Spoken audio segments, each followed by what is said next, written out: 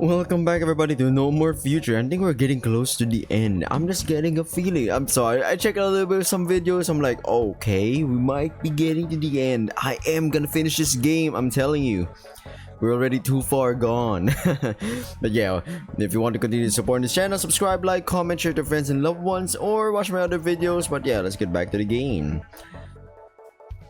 I'd hate for Nemmer to get in trouble just because he wanted to help me out. You're honestly quite surprised. I didn't expect the girl's mood to do a complete 180 like that all of a sudden.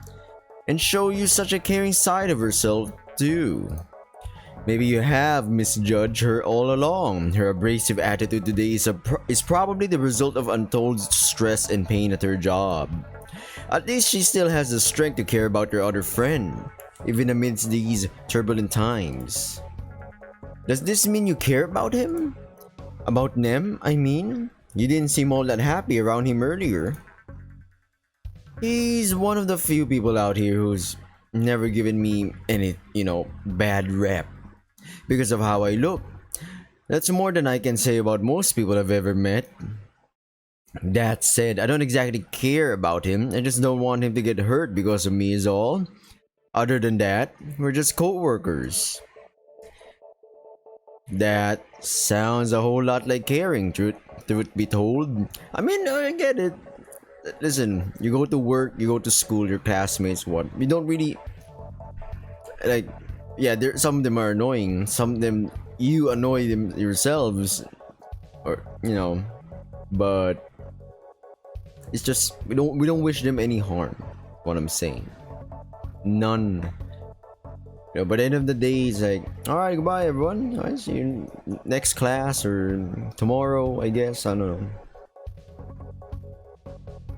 Whether Daphne is trying to be edgy on purpose or whether she's actually that dense is beyond you. So, I presume. Now I feel weird, like pronouncing some words. Quitting this job is off the table. You expected the human to react harshly to your suggestion, and yet her reaction is anything but. In fact, she looks a lot more dejected than angry as she replies. It's not like I wouldn't be able to find another job, it's just that nothing would change even if I did. How so? It'd just be the same old story all over again, really. It doesn't matter who hires me, a grocery store, a jewelry. Heck, Leroy Luffins, all of them would find a way to advertise to the world that the humans are working for them now. After that, it wouldn't take long for the same old people to show up again. The girl's words sound hopeless, and yet there's very little you can do to rebut them.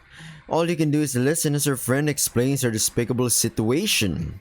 The pay here is bad, but at least it keeps me and Apollo afloat, and overall, serving tables is easy enough that even I can do it. Okay, I mean, yeah, it's nice.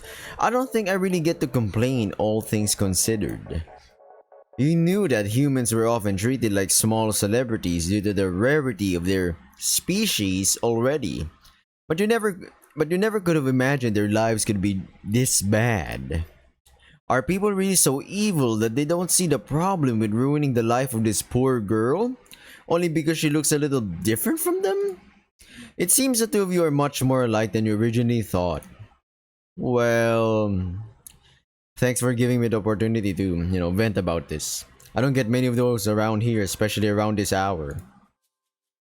I should probably get back to work now. Wouldn't want those guys to start thinking I'm deliberately trying to ignore them. Which she clearly is, though evidently not without reason. Besides, I gotta carry all these empty plates and glasses back to the kitchen. Huh? What empty plates? I still have to... You almost faint as you finally notice that all the delicious food and the refreshing drinks Daphne had brought you earlier are now completely, utterly gone. How could such a tragedy unfold before your very eyes without you even noticing?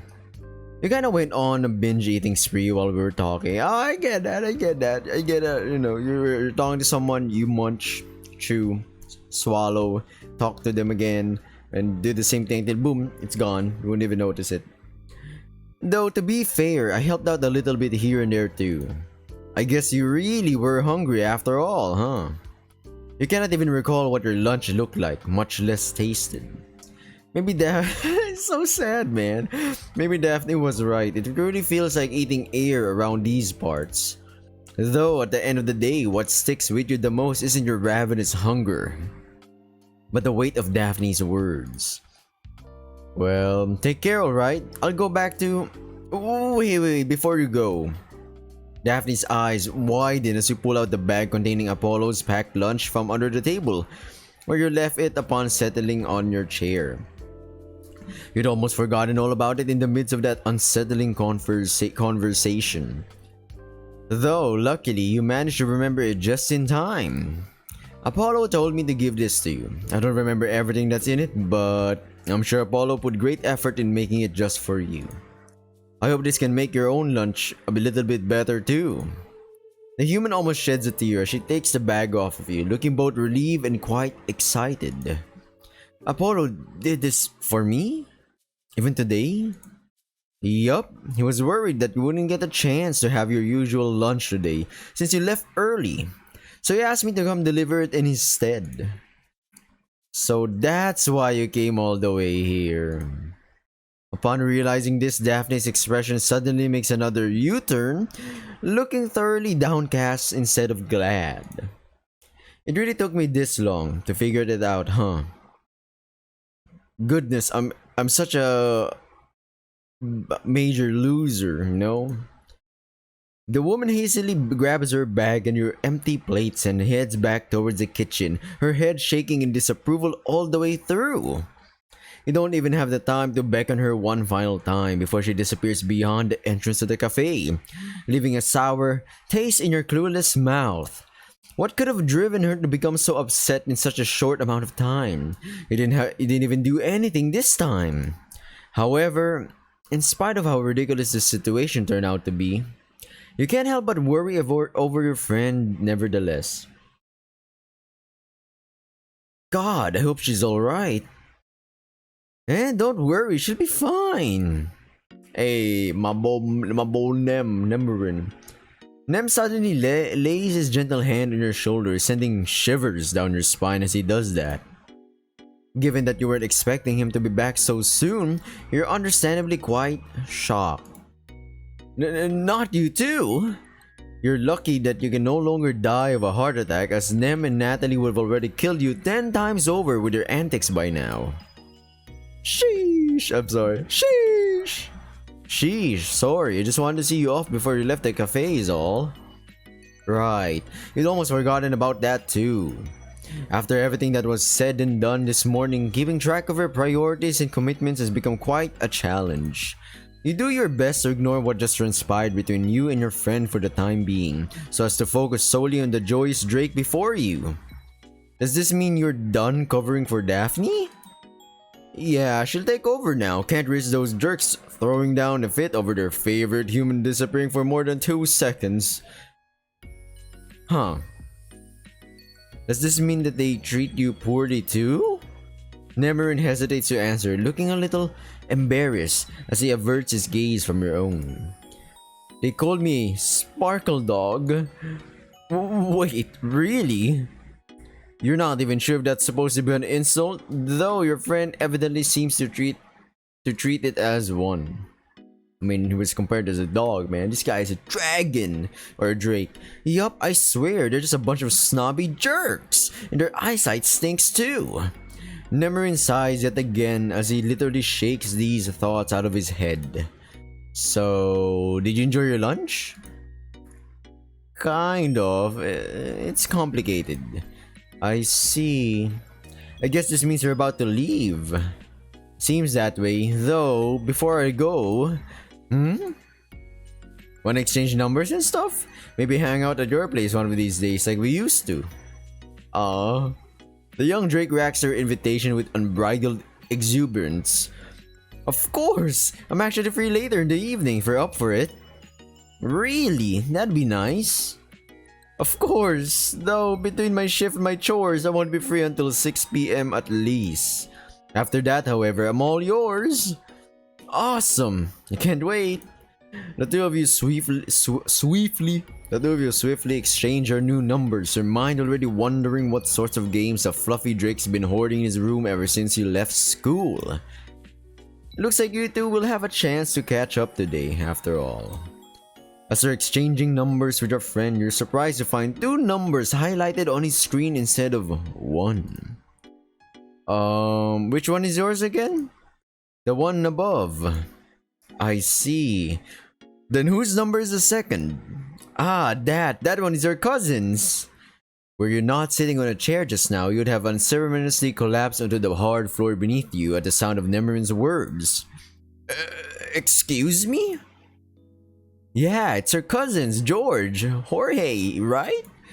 He contacted me a few weeks ago, actually. He told me to give you his new number if I happen to pass you by, since he couldn't find a way to reach you otherwise. Of course, I thought that was pretty strange. Back then, I was pretty sure that you were dead and everything. I just assume his family never told him about you passing or something. I saved it anyway though, just in case. What exactly happened between you and your family for this to happen though? Ooh, memories of that dreadful day when you last spoke once again resurface in your mind. Though you try to cloud them as best as you can while you answer the Drake's query. It's a really long story, maybe we could save that for later. Perceiving the sadness and regret in her voice almost immediately, Nem resolutely nods at your request. Sounds good to me! And hey, don't forget his number. As you once again take a look at your cousin's phone number, committing it to memory harder than you did any textbook in school, you cannot help but crack a faint smile as you realize the meaning of this seemingly random event. You actually have a lead. No. A way to reconnect with your strange family. Finally! After 2 whole weeks, you have it. You wasted so many hours in pointless internet searches back at Pandora and scoured vast unknown parts of the city in the last few days looking for your relatives, all in vain. And now that you somehow found your old friend, which you hadn't even realized you'd missed for so long, he comes bearing a free ticket to your dearest dreams. After everything you endured in the last few days, or rather weeks, this is nothing short of a miracle. If you could still cry, you'd like to have short-circuited by now. Thanks, Nem. I can't even begin to thank you for this. Oh, don't mention it. All I did was relay a phone number. It's not that big of a deal. But no buts. You know I don't like buts.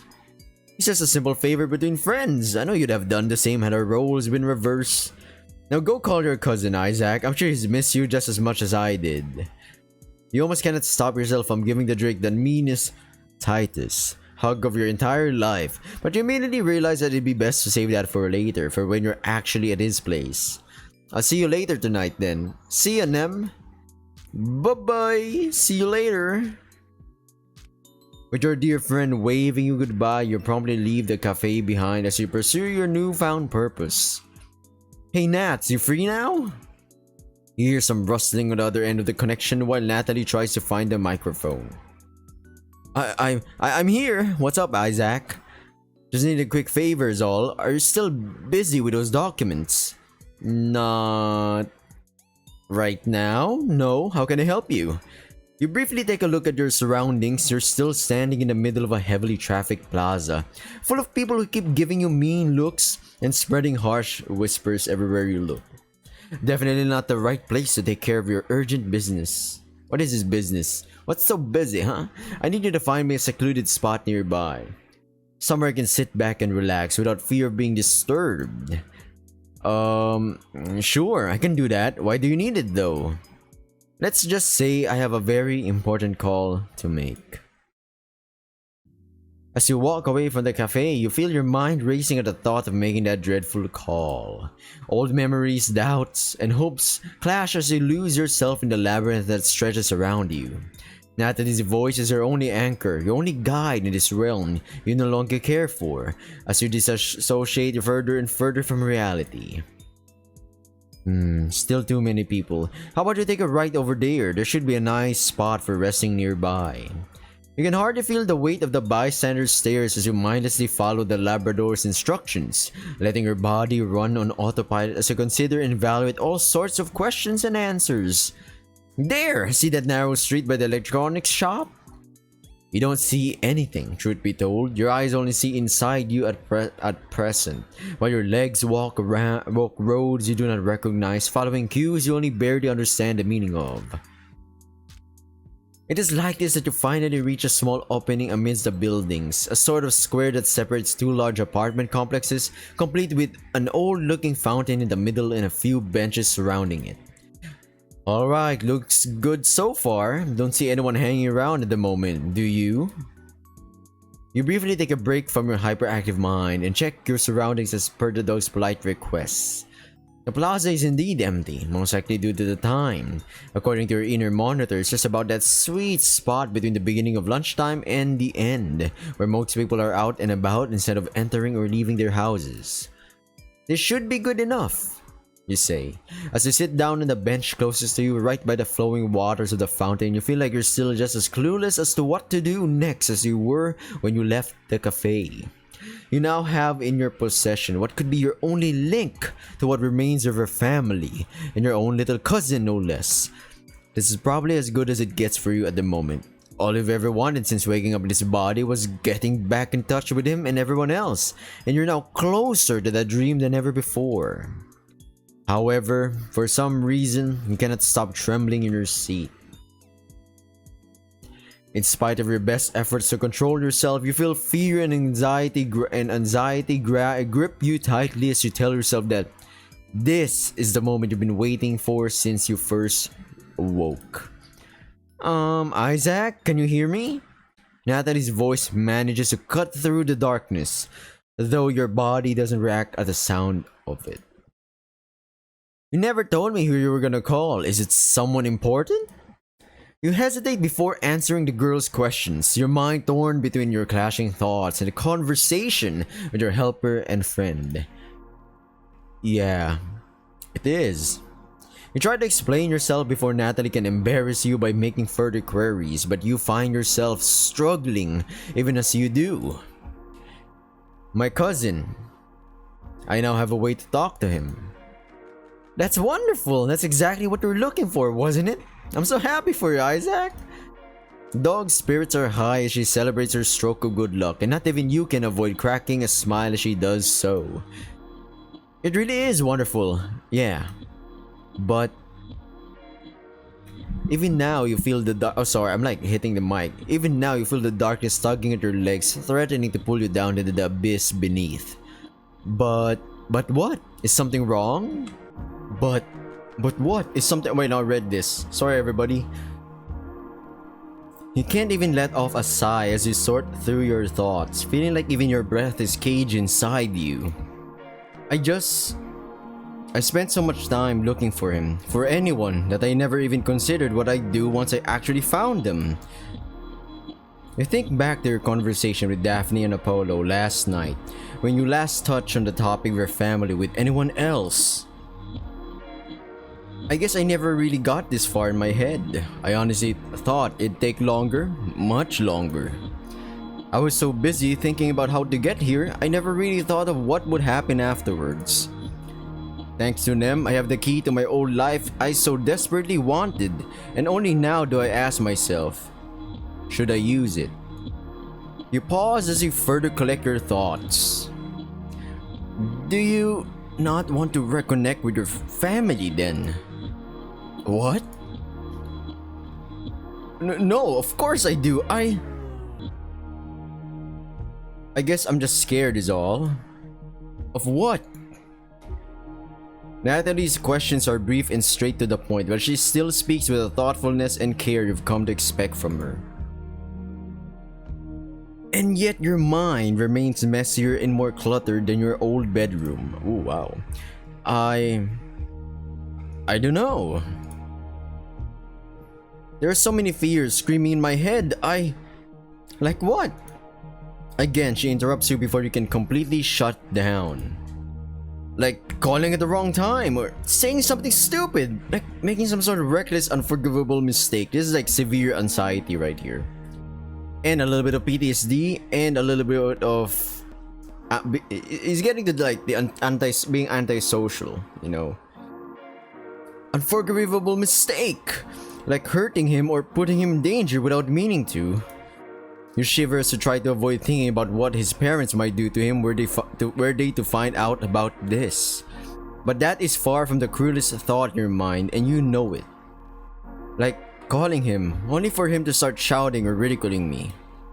Like coming to the realization that maybe they all left for a reason, and that it was foolish of me to hope things would go back to the way they were. A brief silence follows, as the peaceful waters of the fountain slosh behind you. For a second, you begin to fear that this quiet will be everlasting, that no further words will ever be spoken, that you'll stay a prisoner to your thoughts for the end of eternity, and that you'll never be free of them again. I'm sorry, I just alt tab and checked if I was recording. Yup, I was. We're good everybody. But then of course the spell is shattered as you hear the Labrador's comforting voice speak into your head. Isaac, I think you should just call him. You perk right up as you hear the canine suggestion. But your emotions are overwhelming you. You're getting more and more consumed by fear the longer you stall. Normally, I'd suggest you just get up, leave, and try another time, but I can tell this issue will continue to eat at you until you finally confront it head on. You sit in silence as you ponder over the canine's words, unsure as to what to do. Surely there's merit in what she's saying. However, at the same time... Oh wait, sorry. No, correctly. In the end, I guess all I can ask is, just do what you want to do, Isaac. I know you were waiting for this chance, and I'm glad you finally have it. Whether you use it and how you use it is all up to you now. Nats. You take a moment to reflect on your friend's gentle words of encouragement, which for a moment appear to dispel the dark clouds in your head. You're still unconfident, confused, and afraid. But maybe you don't have to be. Maybe you can be better than this. Thanks, Nats. No problem. I'm sure everything will go just the way you planned. Yeah, I hope so too. Once everything's been set up and the phone starts ringing, Natalie bids you good luck one last time before leaving you on your own. As you wait, as you hope for him to pick up the phone, your doubts and fears seem to grow exponentially within you. And yet your smile never falters. You cling into optimism with all the willpower you possess, fighting tooth and nail to never let it go. This is how you wish your cousin to see you right now. The last thing he needs is a blathering, sobbing mess of a... Hello? Your thoughts immediately freeze as you hear a familiar youthful voice speaking to your mind. I don't recognize this number. Wait. Isaac? Is that you? You almost stumble onto yourself as you immediately reply to his question. Yeah, it's me. You hear a shocked gasp on the other so wholesome, I'm gonna cry. On the other side of the call, but you're too busy speaking what flows into your mind right now to worry about it. I got your number from Nem just now. I hear you've been looking for me. For a moment, nothing happens. Neither you nor your cousin say another word, and an awkward silence fills the gap where your explanation should be. You desperately try to say anything, but the words disappear from your mind just as easily as they first appeared, leaving you stranded in a conversation you're no longer sure you should be having. As you feel embarrassment and regret crawling up your spine like a monster ready to jump at you at any moment, you painfully await your cousin's reaction to this unsolvable mess you've created. But then, the sound of some kind of wooden surface being slammed repeatedly by a fist or some other blunt object can be heard from the other side, seemingly without reason. As you question just what is going on, you hear George speak once again. I knew it! His tone is surprised, relieved, but mostly really excited. Dude, I told everybody, man, I knew it. Holy damn. You're alive! You're really alive! Everybody told me that you were gone, you were dead, but I knew something was up. You can't help but smile as you hear George shouting and screaming his lungs out on the other side of the call, your worst demons vanishing at the sound of his laughter. Though you're still worried about his parents finding out, that fear pales in comparison to the hope you've just reacquired. I just can't believe it. Those slimy, lying pieces of... He makes an effort to recompose himself before making his next query, while you wonder just how much your family revealed about your passing to her cousin. What in the world happened? It takes you a while to come up with an answer to that question, open-ended as it is. Well, I guess I can see where they came from when they told you that I died. But that was BS, right? I mean, you're talking to me right now. You expected George to be somewhat skeptical of your resurrection, but his fate is much stronger than you anticipated. Though knowing him, you probably should have expected him to react like this. Like, I knew something was up right from the get-go. No visit to the hospital, no body in the casket at the funeral, and they immediately decide to relocate here of all places. Oh, hold on a second. They held a funeral? For me? If you could still cry, you'd have broken into tears at the realization. Your voice certainly cracked as it happened, at least. A funeral for a living man. Huh, you didn't think they were capable of that. To mourn your passing instead of celebrating your survival with you. It's not like you don't understand their point entirely, but this is still so wrong on so many levels. They knew there was a chance. They knew you were still here in a way. But they ignored it and chose the ending they preferred the most without even considering your feelings. Or George's. You feel sick. Isaac? Isaac? Are you there? Your cousin's voice snaps you back to reality. Oh, ghost gravity. Oh. You hasten to reply before he becomes even more worried about you. Yeah, I'm fine. Oh good, that's good to hear. Sounds a little apologetic all of a sudden, probably because of your sudden silence earlier. Anyway, you still haven't told me how you survived. One day your brain was about to pop and the next... Well, I really have no clue at this point. It's a long story. I have time. My parents aren't around right now. That's what you're worried about. They're off to some kind of conference or seminar or whatever. You know how those things get. He sounds really eager to learn all the details you can spare. Not that you can blame him. Yeah, I get what you're talking about. Well, alright. Basically, I got approached by that one company, Pandora, and there you go. Somebody just broom right in front of the house. Pandora? That weird corporation that's all over the news these days. That's nuts! What did they do? Replace your brain with a computer or something? And your vocal cords too, by chance? I didn't say that before, but like your voice sounds a little different from what it was. Don't get me wrong, it's totally sick, but... You hesitate to reveal the full truth to George, once again fearing he might not take it as well as you'd hoped. But in the end, you decide there's little gain to be found in lies and deception. I had a whole lot more replaced than just my brain. They tried to rip my soul out of my body and place it in an android equivalent, which I'm not even sure if it worked, but... Wait, hold on. You can feel excitement once again building up in your cousin's voice. You're the synthetic.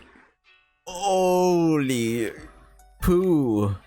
You can hear your cousin practically bouncing around with excitement as he realizes the full extent of what happened to you, leaving you completely flabbergasted. You thought he stopped overacting like that back in middle school.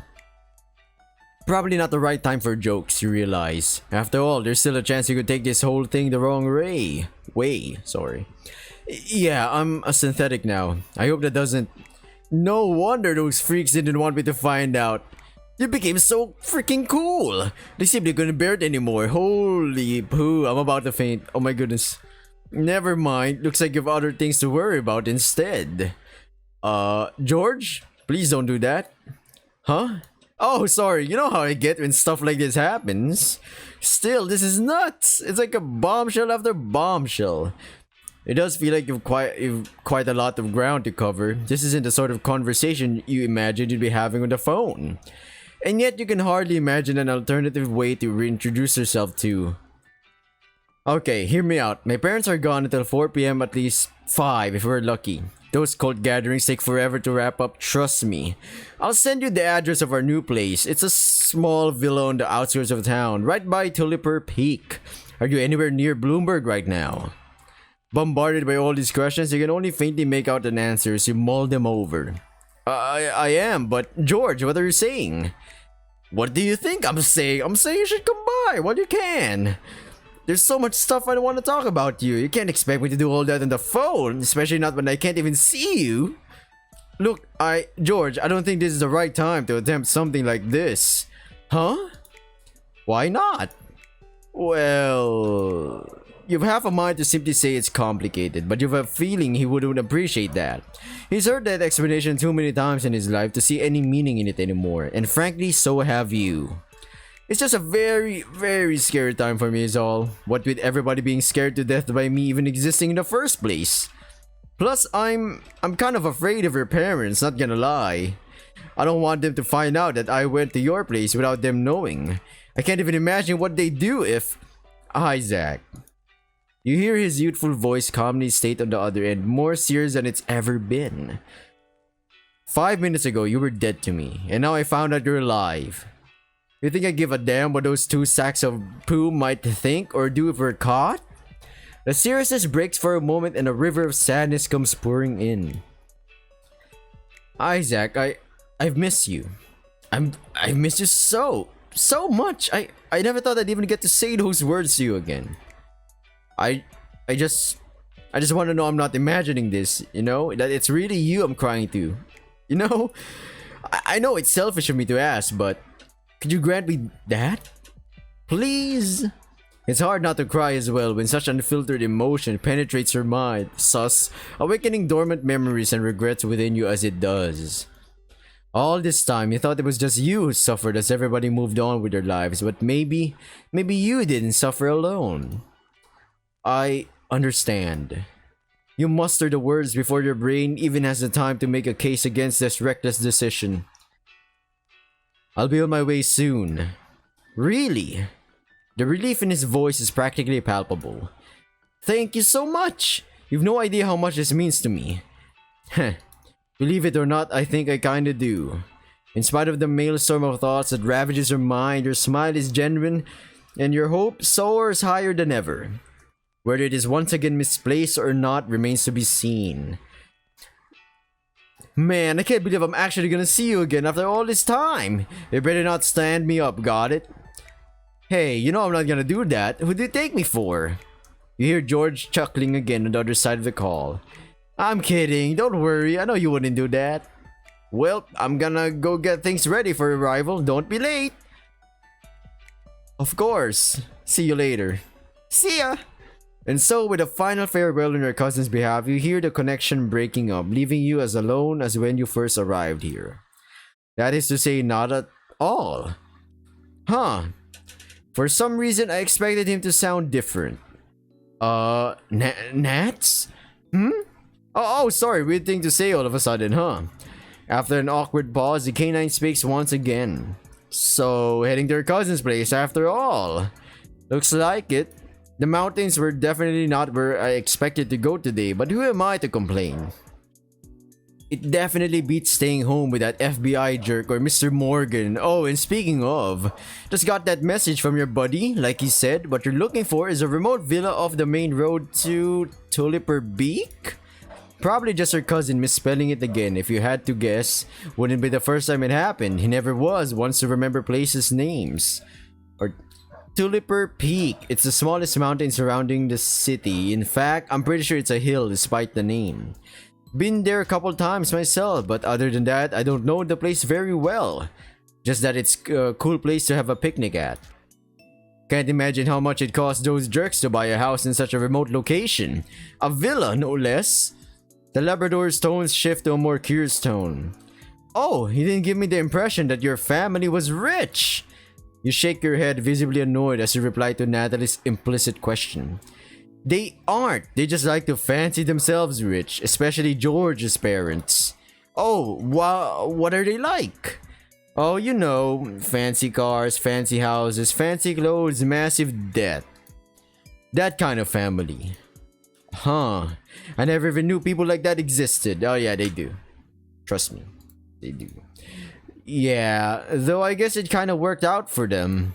None of their friends or relatives even know how dysfunctional they are behind all those sparkles and glitter. Your friend sounds a little taken aback by your sudden burst of anger, fueled by unpleasant memories from your not-so-recent past. Wow. Are you sure you want to reconnect with the likes of them? They don't sound like the most nice people to be around. You're right about that. Those who can die in a ditch for all I care. I've had enough of them while I was human, and the last thing I'd want would be to suffer them for the rest of my existence as well. No, I only wish to see George again. You appear to have gotten a little worked up over this discussion, far more than you usually are when similar topics arise. Natalie quickly to realize this. You really care about him, don't you? Yeah. For a moment, you walk in silence, your emotions a tad too unbridled to allow yourself to continue this conversation. Usually, you don't shy away from ranting to your understanding canine friend, but when it comes to your family, it suddenly feels a lot more difficult to share these sensitive details. It's probably for the better this way. Not everything that crosses your mind should be shared with every one of your friends, especially considering that it hasn't even been that long since you first met. Either way, this isn't what you should be worried most about right now, so you do your best to ignore these conundrums for a minute or so while you focus on the road. You notice that you already began the trek towards Tulipper Peak as you were thinking, already cutting down on time a lot. You more or less remember where to begin the climb up the hill, at least. From there, you'll have to rely on your canine aid to get you to your destination. Knowing this, you press on while trying to keep your conflicting feelings at bay. You continue heading towards the base of the hill, your mind still no better off than it was a few minutes ago. Natalie's explored the road you're supposed to take from there already, so you have no fear of getting lost along the way to George's place. It is still quite hard not to get lost in your own thoughts, however. Hey, how are you holding up? Natalie keeps checking on you every so often, whenever she feels like you're giving more thought to your fears than the road ahead of you. I'm doing fine, thanks. You try to reassure your friend, but in the end, you can't even put your own worries at ease. Still thinking about him, huh? Yeah. How could you not? Your cousin is all you can think about right now. Your family in general is all you can think about for the longest of times, and now you're taking the first step towards actually seeing them again. Well, it's really hard to think about anything else. Tell me more about him then, about George. That's rather curious. Shouldn't she be trying to get you to focus on anything but him right now? To get your attention back towards your surroundings anyway. Unless she believes that to be a useless endeavor. Of course, which, fair enough. Well, we kind of grew up together in a way. His parents were at my place every so often, so I always ended up babysitting him in my room while they chatted with my mom and dad in the kitchen. I see. How old is he again? He's 15 right now, and I started looking after him when he was 5. Aww. So that's a 5-year difference between you two. Wow, you were already babysitting kids at 10? It's not that crazy, is it? Of course it's not, but it's still pretty impressive. Plus, it's not like every parent is so quick to hand over the kid to another child. Mine wouldn't have trusted me with a doll for one. Yeah, I'm surprised they even let me near the poor kid at all. Huh? What do you mean? He sighs to recount yet more unpleasant memories. Let's just say that his parents were always quick to shower him with attention. Oh, like he got way too much attention growing up? I don't understand why that'd be the wrong kind of attention. My parents were strict, sure, but his were utterly deranged. If even half the stories he told me about them during those babysitting sessions were true, then you shudder as you try to sort these awful thoughts out of your head. That's why I tried to babysit him as often as I could, even after he grew too old for it. Be it to study for a test, learn a new sport, or just look after him while his parents were away. I tried to make my room his second home as much as I could. Oh man, I'm loving this guy, man. I'm loving Isaac. What a humble, nice guy. It's not like those two were gonna parent him right anyway. So I took it upon myself to give him the sort of love and attention he really deserved. Yeah, exactly, Natalie. Oh, that's so nice of you. I'm sure he's very thankful for that. I think so as well. You figuratively blush as you're reminded of all the nice gifts you received from him over the years. That ice sculpture he left with you when he was 7 still holds an important place in your heart. Your gifts to him may have been cool and shiny, but his always felt the most genuine and true. Yeah, he was. I always tried to be positive around him, be the sort of warm shoulder he could both cry and rely on while growing up. I gave him time to vent all the stress away, of course, but then I did my best to focus his emotions in the right direction, give him opportunities to express himself that he wouldn't get elsewhere. Of course, I couldn't do everything on my own. In the end, he still ended up suffering a lot in his life, and all I could do was sit and watch from afar as it happened. As you reminisce about those nightmarish times, you feel something brush your hand as you're walking down the sidewalk, prompting you to pull away from your reminiscing mind and refocus back onto your surroundings. It appears a young kid reached out to touch your hand while you weren't looking, dragging a middle-aged lady with him as he did so. Interesting. So I'll be ending this video right here, everybody. I'm saving right now. I guess we can save here. Yes. I'm saving right now, everybody, and I'll be seeing everybody next part, or next episode to be exact, of No More Future. Stay safe, good luck on whatever you're doing. And yeah, good luck, everybody. Bye!